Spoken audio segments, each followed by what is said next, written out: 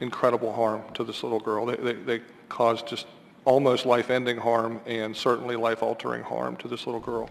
As city council members struggle with what to do about pit bulls, there are new details about the brutal attack on a 6-year-old girl and the officers who saved her. Good evening, everybody. Zainabou Drame remains in critical condition in Children's Hospital, and today we learn more about the damage the two dogs did to her. In addition to that, we've also learned about 2 more attacks over the weekend. Local 12 News reporter Rich Jaffe joins us now with the latest on this controversial issue. Hi, Rich. Hi, Kimmy. Friday night around midnight, Cincinnati Police responded to a report of a street fight on West Liberty. When they got there, they found that a man involved in that street fight was actually using his pit bull to attack other people on the street. The dog turned on police. They shot and killed it. And then just yesterday, Cincinnati Police responded to Montana Avenue for a report of a pit bull that was chasing children. When they got there, they indeed found an aggressive pit bull running towards children who were playing. They hit it with a taser, and moments later, when the dog shrugged off that jolt from the taser, the dog attacked the police officers, and again, they shot and killed the pit bull. That is 4 dead pit bulls in the city of Cincinnati in less than a week.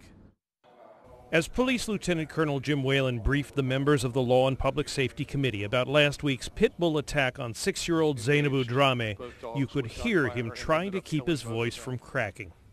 The little girl had just tremendous facial and throat injuries. One of our police officers, Mike Bricker, rendered medical aid that clearly saved her life. He rolled her on her side to clear her airway, and blood was choking her. And he eventually reached in and grabbed her carotid, which was open, and held onto it to keep her from bleeding out. Police say the violent attack on the little girl started when she stumbled in front of the house on Aquadale Lane. Investigators believe the 2 massive dogs were basically the guardians of the homeowner's drug stash. When police entered the home, they arrested the dog's owner, convicted drug dealer Zainabou Drame, on drug and weapons charges. The attack rekindled debate in the city about what to do with pit bulls and other dangerous dogs. One council member recounted the days of the pit bull ban. What happens to all these pit bull owners? They come down and whine and cry and complain and bellyache and do all this other stuff. Is there anything that we could do to strengthen that law if we had to on the owners? It really gets down to personal responsibility. If you're going to possess a dog, any breed of dog that can do this kind of damage, you need to confine it, contain it, and be responsible for it. Whalen suggested looking around the country to see what other cities are doing on the issue. Pit bulls are very powerful dogs. They can also be some of the most loving dogs in the world. It really is, as Colonel Whalen said, about personal responsibility and how you train that dog. Members of the Law and Public Safety Committee want to see if there's something they can do to make the current vicious dog ordinance more enforceable for police. They also want to see if there's something that can be done on the state level that would do the same. At City Hall, Rich Jaffe, Local 12 News. Cami? Rich, it's so heartbreaking to hear about the injuries to little Zainabou, and I know so many people out there care about her. Is there any word tonight on her? There really isn't much, except you heard about the situation being so dire.